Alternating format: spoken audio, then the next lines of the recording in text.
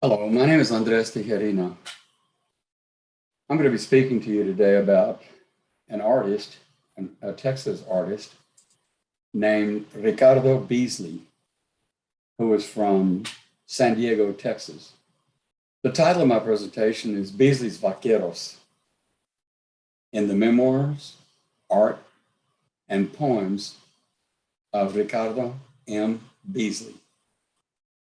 I'm Andres Tijerina, and I am going to publish this book by that title, Beasley's Vaqueros, through the Texas State Historical Association next year, 2022. And I'd like to tell you about Beasley and his art.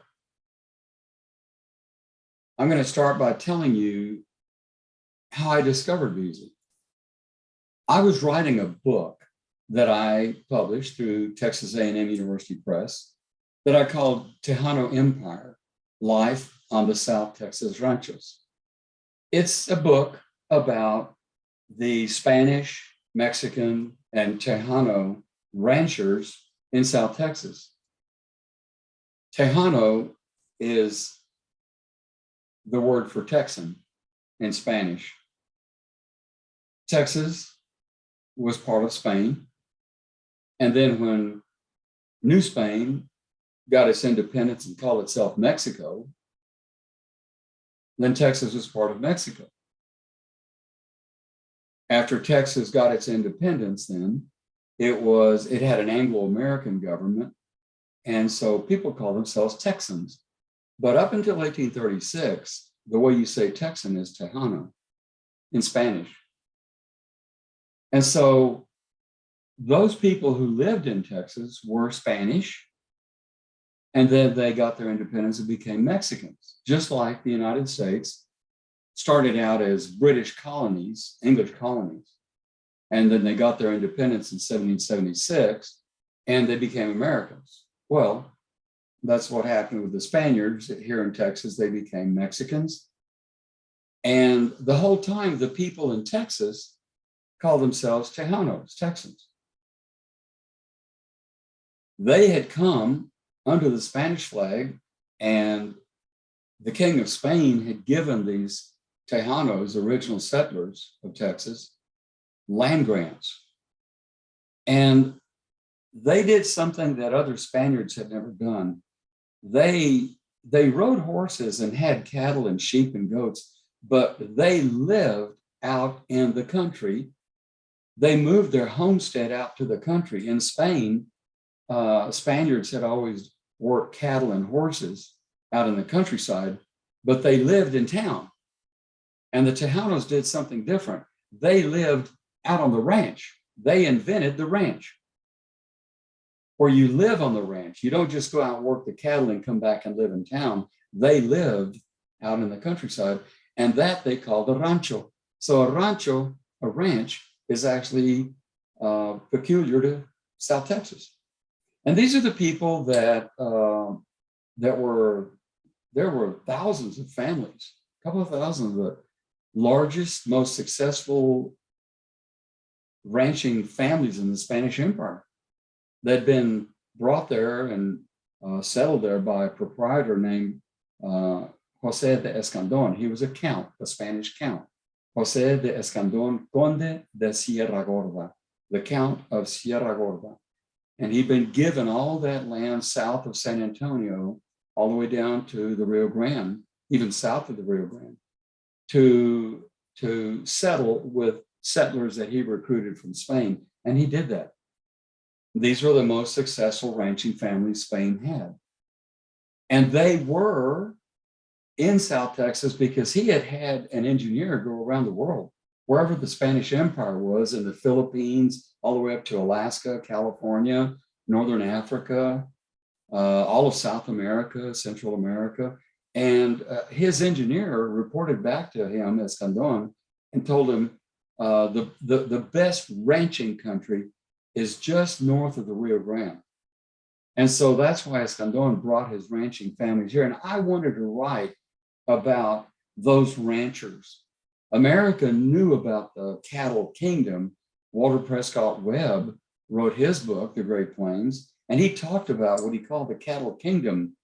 He said that the Anglo-American cowboy came down on the San Antonio River and he looked southward and saw 5 or 6 million Texas Longhorns.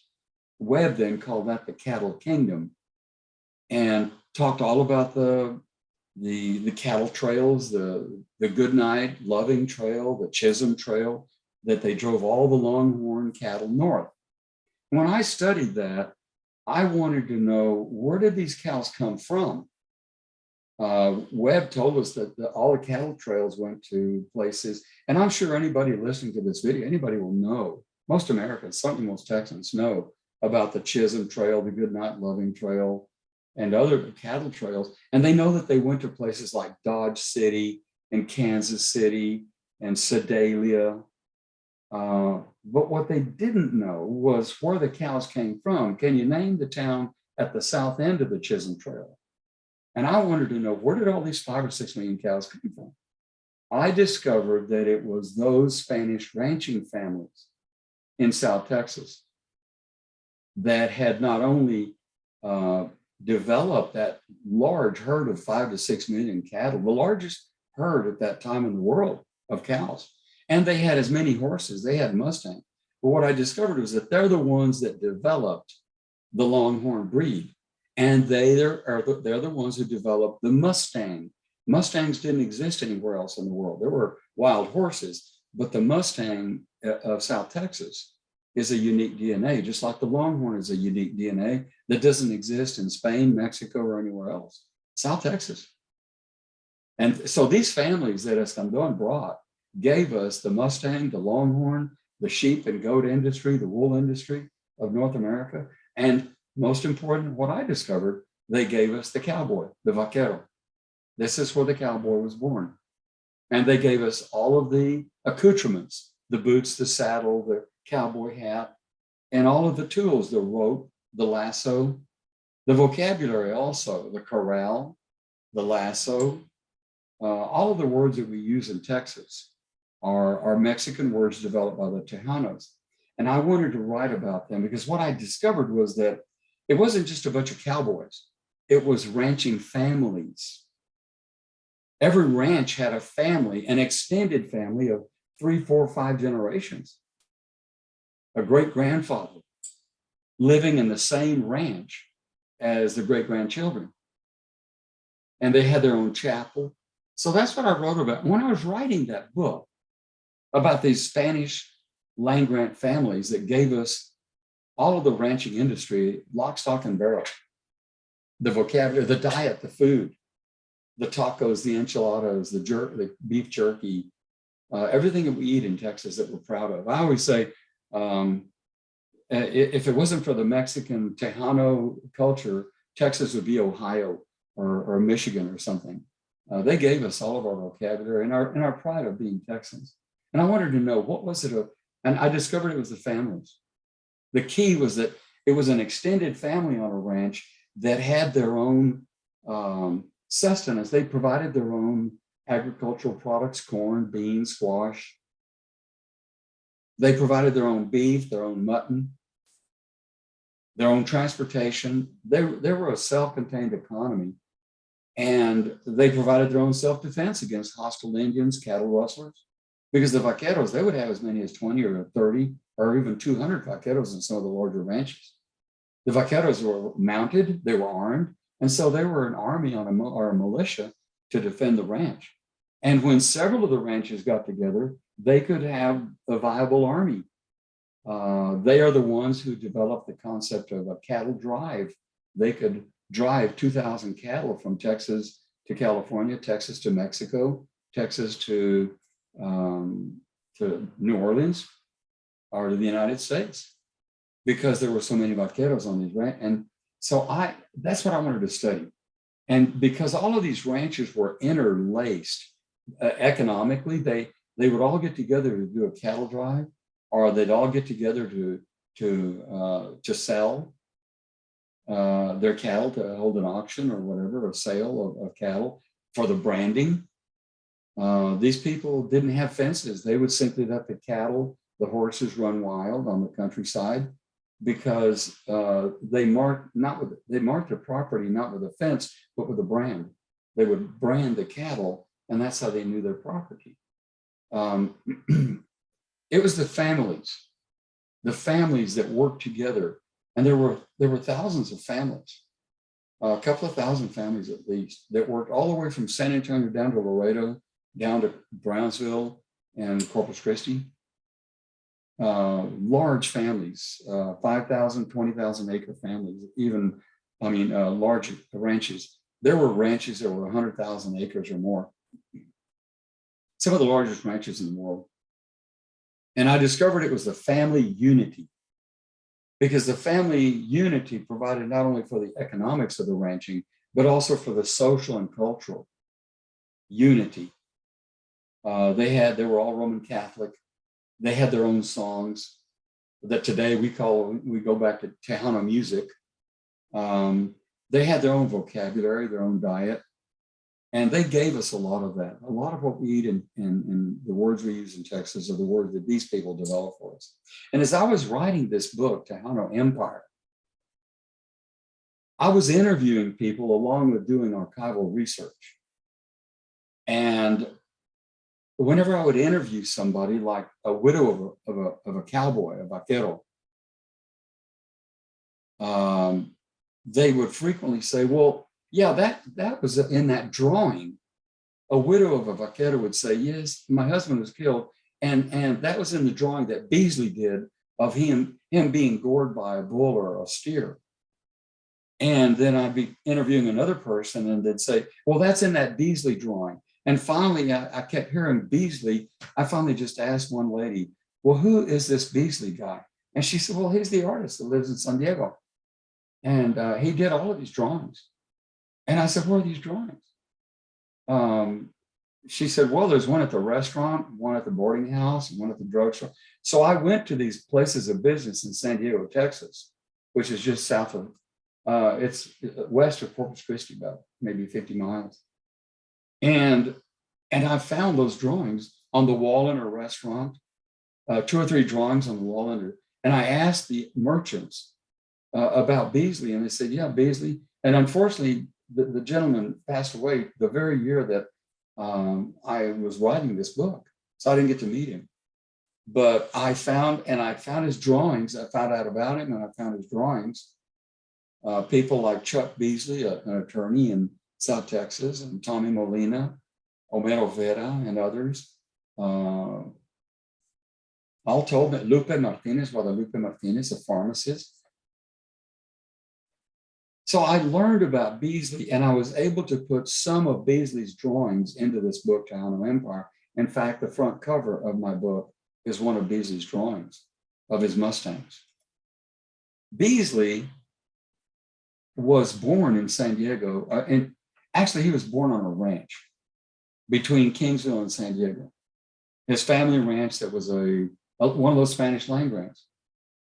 His great-grandfather, Santos Moreno, on his mother's side, also, they had a large land grant, La Trinidad, the Trinity.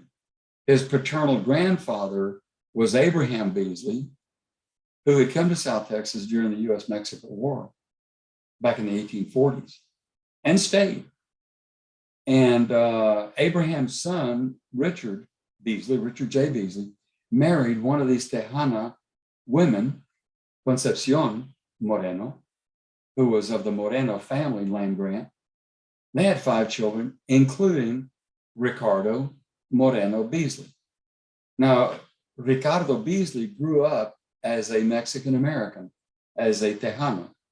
In fact, a lot of Anglo-Americans grew up in San Diego, grew up as Mexican Americans. They adopted the Mexican culture, and then they just, even though their name was Watson or Everett or Smithwick, or Beasley, they just became Mexican Americans. And Beasley's great-granduncle was Porfirio Zamora. These people had a rich Mexican heritage. His great-granduncle was the cavalry commander in the famous Battle of the Cinco de Mayo in Mexico.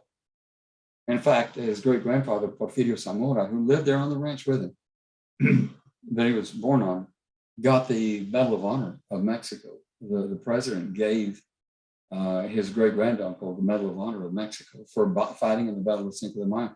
His Zamora's great-granddaughter, the hero, the cavalry hero's granddaughter, was named Elena Zamora. She also married an Irishman who came down, and she grew up as a Mexican American, even though she could have probably gone on and become an Anglo American or Anglo Texan.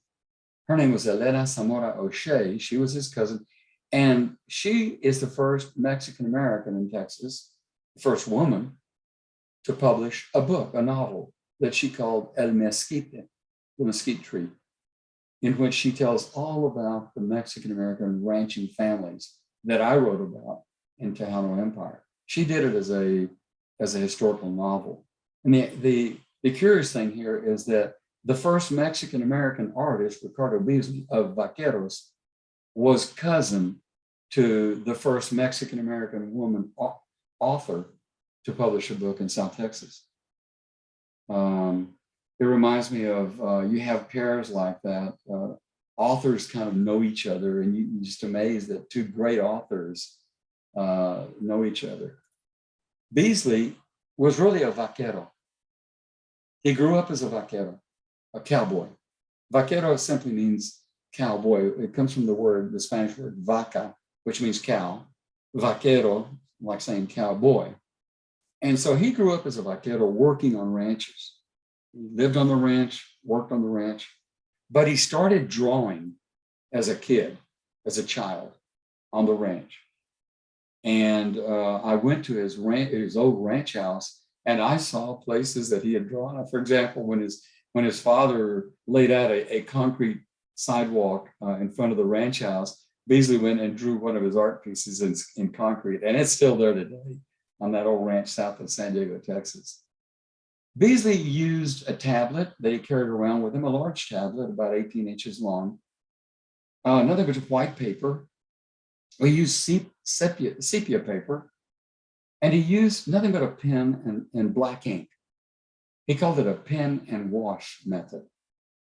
And I think what he would do is he would sort of smear the ink with his finger. He didn't do watercolors, he didn't do oil, he didn't do colors, strictly black ink. And he would develop the shade by smearing the ink. And he would work out in the field. And whenever some event happened, or whenever he saw a deer or something that was picturesque, he would immediately take out his tablet, quit working as a vaquero, and he'd take out his tablet. And he would start drawing the basic part of the drawing, the frame of the drawing. In one of the descriptions, he says that he would just use dots. And one of the other vaqueros told me also in an interview that what Beasley would do is he would just draw a bunch of dots to do an outline of the drawing as soon as an incident happened. And then later on, he'd go back in and connect the dots, literally. So what's unique about this man is that he was not a trained artist. He didn't go to art school. He only went to the 6th grade formally. He learned to read and write. He was very articulate. He was poetic. But he didn't go to high school. He didn't go to college. He didn't go to art school. And he was a native artist, just self-taught. He did read magazines, art magazines. I found some of them on his old ranch house that was abandoned. And he drew incidents that actually occurred to people that he was working with. So this was not like you hear of Remington and Russell or other artists who hear about things, they imagine them, or they see similar events, and they'll do their drawings, beautiful, elaborate drawings or paintings from things that they've heard about. Beasley was there on the scene when every one of his incidents happened, almost all of them, when they happened. He saw it. And it was very personal to him. And there's a couple of things that I want people to know about Beasley that I put into my book on his on Beasley. One of them is that the drawings that he did were real people that he actually was there to see them and draw them as an artist. And the other one is that these vaqueros, including Beasley, tended to anthropomorphize the animals. They, like anthropology, the word means like, I guess, human or man.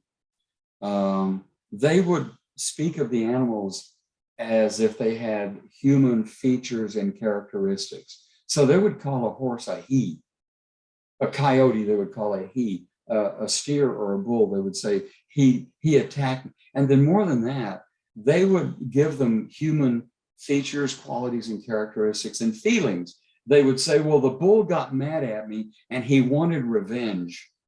And so he was lonesome and he was angry. And so he would attack me because he wanted revenge. And so they would speak about the animals as if they were human beings, or they gave them human features. So I'm going to read you one of his early drawings from when he was just starting out in the 1930s as a vaquero. And he started drawing. When he drew on random pieces of paper initially. One of them I have, he drew on a grocery store paper sack, just a paper bag that you get at the grocery store. And it's a beautiful drawing. And he would draw, and then he would write on the drawing sometimes when he started out in the 1930s. Whenever he wrote a letter, he would design a letterhead, a unique letterhead at the top of the letter. Then he would write his letter, he would fold it up, put it in an envelope, and then he would do another drawing on the envelope where the return address is, an original miniature drawing on the envelope. I imagine those envelopes are going to be valuable someday because they have his original drawing. The letters have the original drawing as the letterhead. Well, this is one of the drawings that he had. He was, he saw a friend. I'll just go ahead and read you what he wrote on it. And the writing that he wrote is visible on the drawing. It depicts a vaquero falling off of a horse, off of his horse. And he's on the ground being trampled by his own horse. His horse has been pulled off balance because his horse was tied. Beasley had roped a wild Mustang. And the wild Mustang not only was roped to the saddle, but the saddle was loose. And as the saddle was pulled to the side, the vaquero fell off the saddle under his own horse, and the horse trampled him. So this drawing depicts the wild Mustang pulling the rope and pulling the rider's horse off balance, the saddle coming off sideways with a stirrup way up in the air, and the vaquero being trampled, his hat thrown off to the side. It's a very rough drawing, but it's a snapshot of something that Beasley saw. And he writes, killed June 1928. Here is a cowboy friend of mine on his last job. He was one of the best ropers around the country, but this time he forgot to tighten his saddle. Now remember, Beasley only went to the 6th grade. So we are very fortunate that he was able to write at all, especially so prolifically and beautifully. But you can see his writing and his literary limitations, his grammar. And I think that's the most beautiful part about it, because it is his language. And he wrote in English and he wrote in Spanish. He spoke in English and he spoke in an archaic Spanish that the Spaniards brought over to South Texas. And so as the language was changing in Spain, these people in South Texas didn't change their language. They retained the language of the 1700s. So the language that these vaqueros used was unique to South Texas, because it was the old archaic Spanish descriptions of horses, the color of a horse, tools and implements that they used. And in fact, many of the words like Longhorn or Mustang couldn't exist in Spain because Longhorns did not exist in Spain. Mustangs did not exist in Spain. So the word mesteño is a uniquely Texas word in Spanish. And that's the Spanish that Beasley wrote and spoke. So he says he forgot to tighten his saddle. When he wrote this bronco, it threw the saddle to one side. The horse stepped on him and killed him. So he uses this anthropomorphosis in talking about the horse and the animal as if it were human. He recorded the name of the horse as almost as if the horse were an antagonist in a drama. He said the horse's name was El Coyote. And he wrote the distinctive color of the horse. And he said, he was the color of a coyote, a coyote. I knew him. In fact, in all of his drawings, Beasley talks about this violent life that these people had. They were roping animals that had not seen a human being in all their lives. The old original ranches that we all hear about from the 1860s, the Cattle Kingdom, all these ranches that had the longhorns that were driven north, those ranches went out of existence. They drove people don't stop and think about it, but they drove all the cattle north. When they got through driving the longhorn cattle on these cattle drives, at the end of the Cattle Kingdom, there were no longhorns in Texas. Think about it. When's the last time you saw 2,000 Texas longhorns on a ranch? You don't see them because we ate them all. They drove them all north, and there were no longhorn cattle left. What had happened, though, was when those ranches went out of business because they sold all their longhorn cattle, is the ranchers who were really corporate ranchers, people like Richard King, those were corporate ranchers. They became corporations. And the corporations didn't have people that lived on the ranch. They just abandoned these large 2,000-acre ranches. By the 1890s, by the year 1900, these ranches were abandoned all across South Texas. But they left many of the old animals that interbred with some of the new breeds that the ranchers had been bringing in. They brought in the Hereford, the King Ranch developed the Santa Gertrudis. They brought in a lot of Brahma cattle from India. And the Brahma were large animals, very high, very long, heavy animals that had a different shaped horn. And here in this one drawing, Beasley drew what happens when you combine a Texas Longhorn, already a wild animal, with a Brahma. By the 1920s, these were fierce animals. They attacked a horse, they attacked a man on horseback, on foot. They would break right through a fence. They were large animals. And so Beasley recognized that these people, when they went out, these vaqueros went out, they were in danger. And he said, these people lived in danger and they could lose their life any minute. Ironically, most people who wrote, like Walter Prescott Webb, when he wrote about this ranching industry that we're talking about, they tended to downplay the importance of the vaquero, and they never even noticed the ranching families. That's why Walter Prescott Webb's book is about cows. He calls it the Cattle Kingdom because he saw cows. When I went down there, I didn't see cows. What I saw was people. So I called my book the Tejano Empire because I realized that the Tejano had raised these cattle. These cattle didn't grow on trees. They're not like Texas apples. They were raised by Tejanos. So I call them Tejano cattle. And I call it the Tejano Empire. They're Tejano Longhorns. They didn't grow on trees by themselves. Tejanos raised them. And so I saw these Tejanos in a different light than other authors had seen them. The greatest thing I ever heard another author say about these old vaqueros was they're very loyal Mexican workers, very loyal Mexican workers. And I thought, well, that's ironic.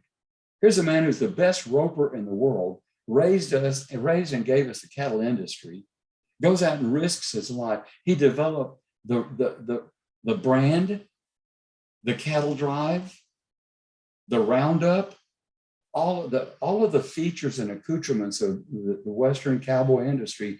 These people gave us, and yet all we can say about them, I thought ironically, is that they're loyal Mexican workers. I thought that was a little bit shortchanging them. So when I studied them, I realized, no, these people were highly skilled. They were dedicated to their work. They didn't have life insurance, health insurance. When one of them broke a leg or a back, that was the end of his life because he couldn't work anymore and they would die shortly after. When I said I interviewed widows of vaqueros. I couldn't find a lot of vaqueros. Most of them were crippled by the time they're 40 or 50. These are hardworking, dedicated people who were highly skilled and knew they could lose their life. And that's the way Beasley thought of them. Beasley wanted to tell us how great these vaqueros were. They were not just the origin of the cowboy. They were powerful, skilled, dedicated, courageous men. I say that they possessed, these vaqueros possessed a quality that Ernest Hemingway admired when he stated that auto racing, bullfighting, and mountain climbing are the only real sports. All the others are just games. Because these are the people who risk their lives. And like Hemingway's bullfighters, the race car drivers and the mountain climbers, and I also saw another American archetype, the American fighter pilot. I got to fly combat in Vietnam, and I flew with these guys, the American fighter pilots. I just thought they are the most heroic people to me. They were proud, and they flew, and they lived by skill alone, and yet they were dedicated. They went out knowing that they could be killed. So I compared them, like Hemingway does, to his bullfighters and race car. I compare them to American fighter pilots. The vaqueros were fiercely competitive. They daily stood in the teeth of danger and lived by virtue alone of their superior skill, their sensory acuity, and a spiritual integrity. As Beasley's mother told him when he was a kid, their life, she said, hangs by a thread, Mijo, my son. Their life hangs by a thread, and even the best get killed. So Beasley tried to tell us about that. He said, when I was a boy of 16, I had a dream by the fire of a chamusco. Chamusco is a fire out in the countryside that they would build a fire and heat up a device that they had that was like a blowtorch that would singe the spines off a cactus so that in time of drought, where there was no grass, the cattle could eat the cactus, the prickly pear. So that chamusco was the fire. And he says, I had a dream by the fire of a chamusco. I had sketched a few cows when suddenly I heard a voice in my heart speak the dream of my life. He says, someday I will make a book to help children. Today, I present you the realization of that dream, the book of the life of the old-time Mexican vaquero of South Texas. They had all the accoutrements. He writes about them as the knights of the medieval times, riding a spirited horse on a quest. Like his vaqueros. A vaquero was on a quest. And that's how he saw these people, almost as if they were knights. And this was his dream. He never got to publish his book. He was given an opportunity to publish his book by Texas A&M University Press, but he refused because they were going to let a scholar write his book for him, and he met the scholar, Americo Paredes, a famous scholar, and he asked Paredes, have you ever ridden a horse? And Paredes said, no. He said, have you ever been a vaquero? No.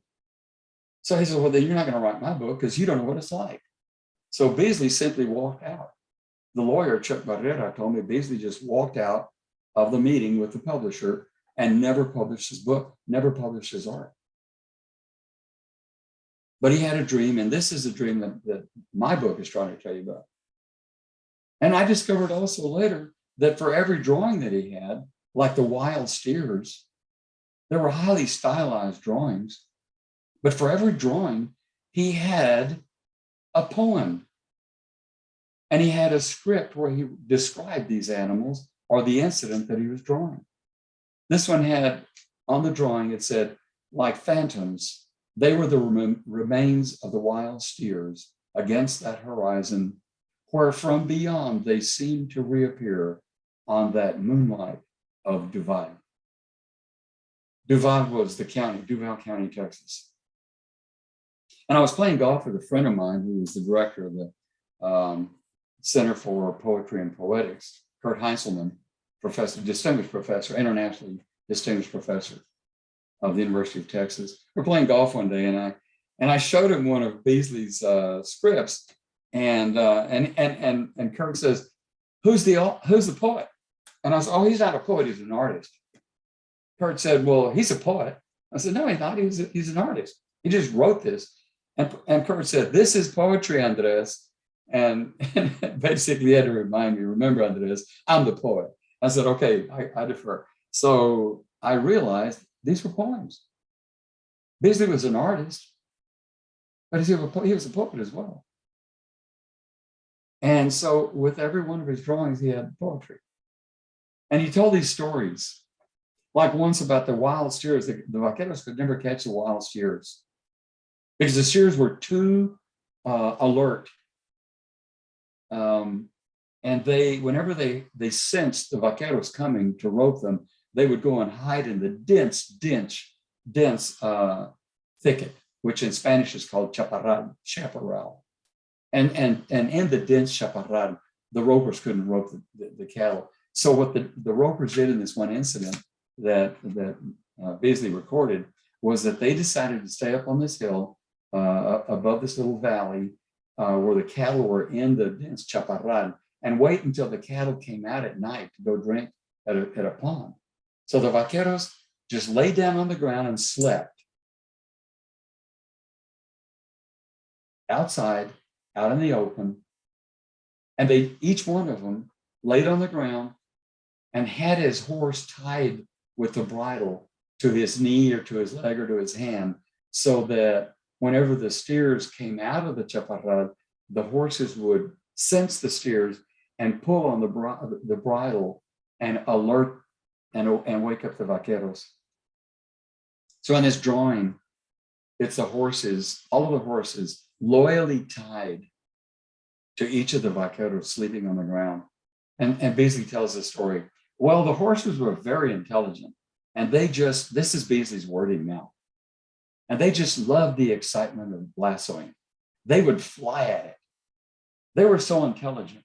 One or the other was always on alert, listening. Notice how Beasley's talking about the horses as if they're people. One would sleep, and the other stood vigilant. And when they sensed that the steers were approaching, they would pull at the vaquero. The vaquero would tie the reins on his hand, on his knee.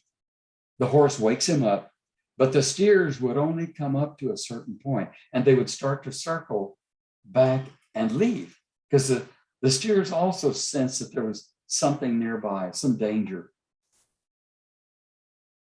Beasley continues, so whenever all the excitement reached that point, the vaqueros would send one vaquero to the edge of the brush to look over the hillside to see if the steers, and just when the steers are about to circle back, they start turning back.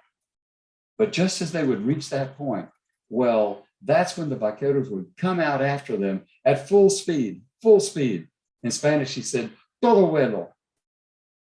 And sometimes when the moonlight goes out, just when the cloud covers the moon and it gets completely dark, well, they couldn't see.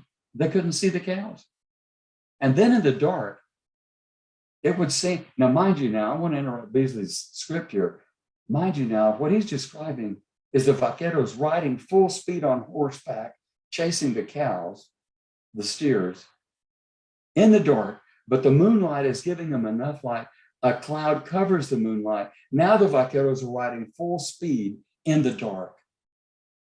And he says, in the dark, it would seem like the horse was running back the wrong way. He says, suddenly one of the horses would turn around and start turning sideways. And a vaquero might think, well, what's going on with this horse? In Spanish, Beasley said, ¿Está tonto? ¿Está loco? Is he crazy?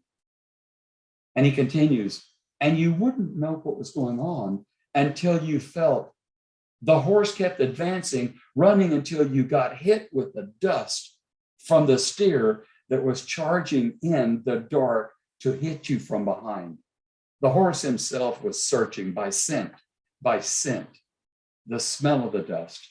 The horse dodged to one side, and before the vaquero knew it, a steer was coming straight at him, and only because the horse dodged did the steer miss killing the vaquero in the dark. That's when the vaquero realized the horse saved his life.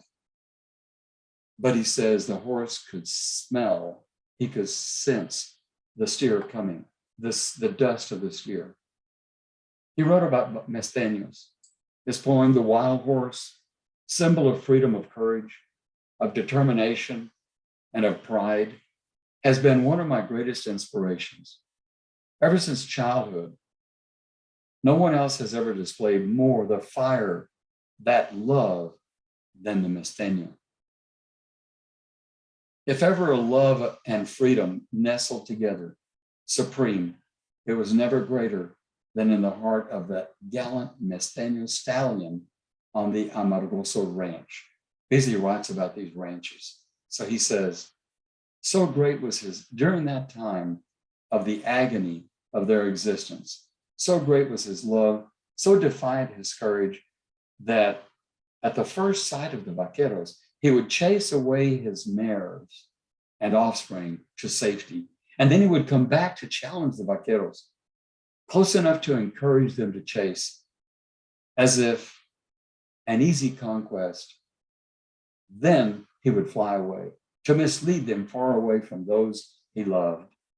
He must have felt as sure of himself as the eagle that soars the skies. That stallion was never a captive for a moment, but one day fate failed him.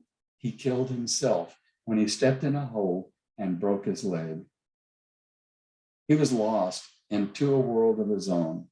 Those he loved, what he stood for, remained free forever. All that was ever seen of them was a cloud of dust. So he continues to write about these animals as if they were humans. He writes about one animal, El Mexicano, a steer. There was one steer, he says, that never ran with other cattle. Now that I think about it, it was around 1900, more or less, 1908, 1910, around there, at El Salerito, at El Carro horse pasture. It came from Mexico, and on the Mexican bank of the river. They called it El Mexicano. The steer lowered his horns, going for the horse heart, right behind the shoulder. He tells a story about Sam Smithwick, one of the greatest vaqueros in South Texas ever. Everybody talks about Sam Smithwick. And Sam Smithwick went after the Mexicano. When the Mexicano turned and came at Sam Smith's horse. So Sam kicked at the horns, but it drove its horns up and threw him out of the saddle, and it went over, clinging to the neck. And the next thrust, it gored into the heart and threw the horse over his shoulder. So it killed the horse. So here's Sam Smithwick on horseback. The steerer lifts the horse off the ground and kills it. Sam goes off and hides. He runs off and hides, literally climbed a tree. And the vaqueros came, and they saw the steer with its tongue hanging out, frothing at the mouth. And when they heard this, when the steer heard them, it went after them and it butted them. It went out to meet them. He waited there for the other vaqueros. Well, as it ran them off, it gored another one of their horses. So they didn't return. They all ran off. Nobody would go back after having seen that animal. Beasley says, who would go near it? So they left old Sam Smithwick up in a tree, hiding from this animal who had killed 2 horses. So Sam made it back to the campground, and he took a horse from one of the other vaqueros, and he went out and caught up with El Mexicano and roped it again. So Sam says to the caporal, the supervisor, let's tie him to a tree. But the caporal didn't listen. So they said, let's not tie him to a tree, let's just hobble him. So they hobbled it like the caporal said to do. Well, it broke the rope and went and gored a 3rd horse. Beasley says, the point is that the steer, he killed 3 in one day, 3 horses. He killed a bunch, but it was a steer that not since it came from Mexico were they ever able to catch it. He writes about the vaqueros.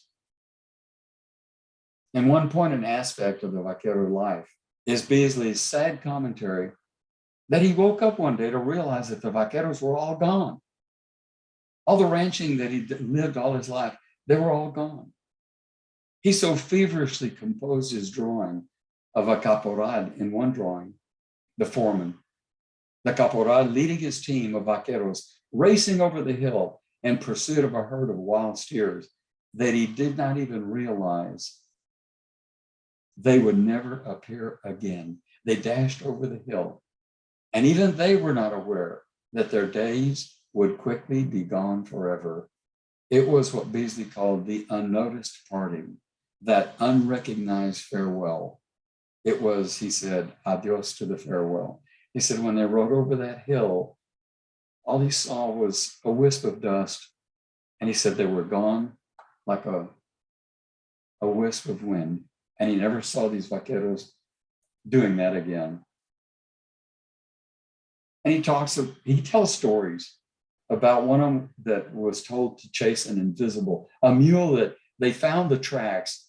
Juan Everett reported that he saw the tracks of a mule, and the caporal told him, well, go rope the mule, get him out of the cattle. Mules cause nothing but trouble. So Everett said, well, I'm not going to chase a mule. He said, well, go rope him and get him out of the corral, out of the pasture. So Everett follows the track, could never find the mule, never found the mule. Always saw the tracks that the mule had been around the cattle at the watering hole, but he never found the mule. So he called it the invisible mule. And then he talks about the mule. He says, Everett talks about the mule, and he talks about him as if he were a human being. He says, and I noted that she was always with a small herd of steers as companions. It seemed a strange thing, this company, but it's not the solitude. Being alone with no companion at all is a terrible thing. No animals can stand it. One's bones go dry in life. The poor mule had to have company, since there were none of her kind around, neither horses nor mules. I have known of different cases of companionships among animals, like a sole horse having companions among cows, a wild bull and a wild mule being intimate companions when only those two were all that was left in a pasture. Time passed, and I did not again see the trail of the mule. And since for me, it was of no great importance to find her, I did not persist very much in finding that mule. Anyway, it was not my intention to put her out. I went riding alone on my ways.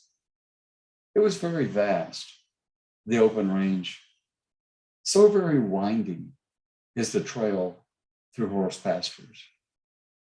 And so Beasley gave us then not only the pictures, the drawings,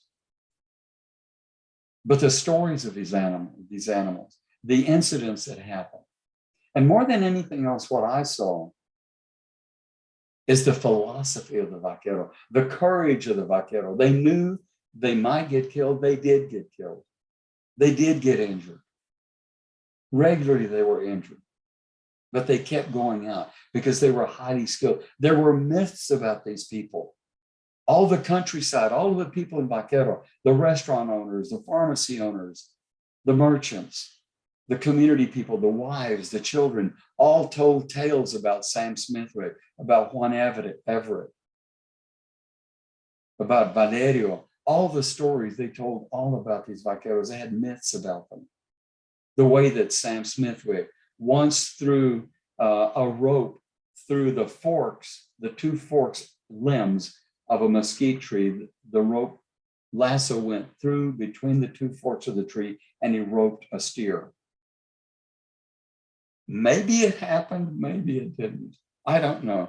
But I know that that's the people, the myths that the people told about these vaqueros, but they told about their courage, their integrity, their honesty. Beasley always talked about their honesty. And then the other thing is the vaqueros in Beasley's stories all tell us their philosophy. They tell us about the animals. And they speak of the animals, as I said earlier, as if they were humans, they had human qualities. But when they're talking about the animals, they're really telling us about themselves. They're telling us about experience that they've had, that experiences that they've seen their friends and their relatives have. And they talk about a philosophy. They talk about loneliness, about life on the chaparral, life out in the countryside. Beasley gave us this picture of life. Some of them are humorous. He tells about one guy that his horse fell over on his side and couldn't get up because it was in a gully. And the vaquero saw the steer coming to kill the horse. The vaquero gets off his horse and takes his jacket and literally bullfights the bull. One of the other vaqueros found him, came in out and saw him fighting the bull. And the vaquero said, hurry, get my horse up and rope the bull because I can't bullfight him any longer. In another one, a vaquero came upon his buddy riding a steer. And the vaquero riding the steer said, hurry, rope him. I can't stay on him much longer. He says, no aguanto las piernas. My legs are giving out.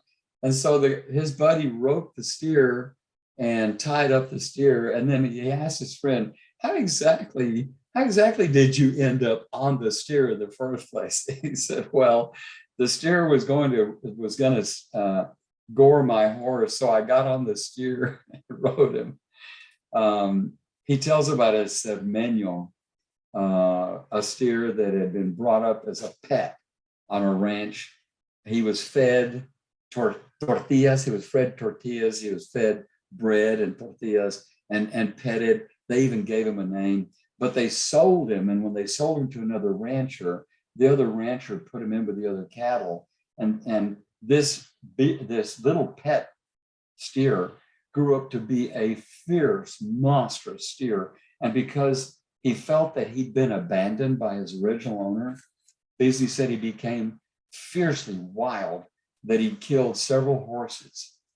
And they finally had to kill a cermeño. To conclude then, let me say that Ricardo Beasley gave us his art. He gave us his poetry.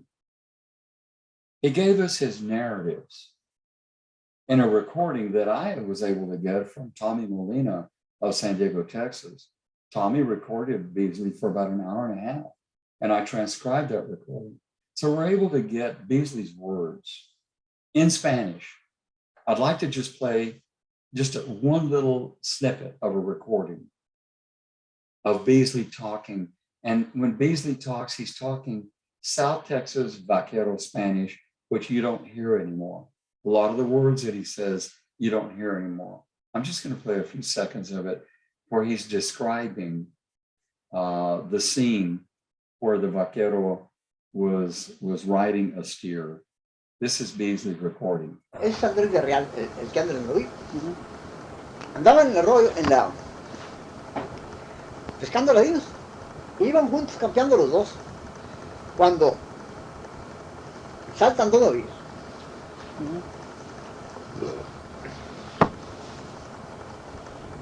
No, y se fue a ver cuando ya ganaron derecho. Cuando lo revisó que andaba en una loma, arriba el novillo y el caballo corriendo porque lo habían corrido, lo quería correr y corría el caballo. Y cuando llego allá, me dice, que le dijo Andrés, ándale hermano, dijo, lázame el novillo que ya no aguanto las piernas. Lo dejó Filiberto y estirar. Digo, pues ¿cómo está ir a agarrar el novillo? Digo, pues lo lacé, lo tumbé, y cuando lo había amarrado, y ya para llegar se me levantó. Dijo, si corría para el caballo me alcanzaba. Si corría para el llano, podía reventar la reata y le mataba también, lo más seguro arriba. Pero era que era muy jinete, ya tenía. ¿No? So he says that I roped the steer and got off my horse, and I realized the steer came after me, and I realized he was going to either kill me or my horse, and so I got on top of him and rode him. So that's Beasley. I wanted you to hear his voice. As I said, he gave us his drawings. This is the only portfolio, a full portfolio of drawings of the real Texas Tejano vaquero. Other artists have done 1 or 2 drawings. Remington, Russell, and other artists have done 1 or 2 drawings of the original vaquero, the original American cowboy. But Beasley's the only one who actually did an entire portfolio. He's the only vaquero artist. Since then, other artists have come along and done vaqueros. But Beasley did an entire portfolio. And it's a dynamic, magnificent portfolio. He gave us his poetry along with it and his narrative. And this is going to come out in 2022 in a book by the title, Beasley's Vaqueros. I did not write the book. I used all of Beasley's narratives and the transcript of his recording. I used his poetry. I did edit some of it, and I did put in a lot of my own editor's notes. All of the chapters start with my editor's notes. But I tried to be faithful. I tried to be, to have a strong degree of fidelity to Beasley's own words. That's why 90% of the book is Beasley's own original words. He didn't get to write his own book as a book, but hopefully the reader will be able to read the book that he would have written if he had published it, to go along and describe his narratives and the incidents that he saw. That's Beasley's Vaqueros.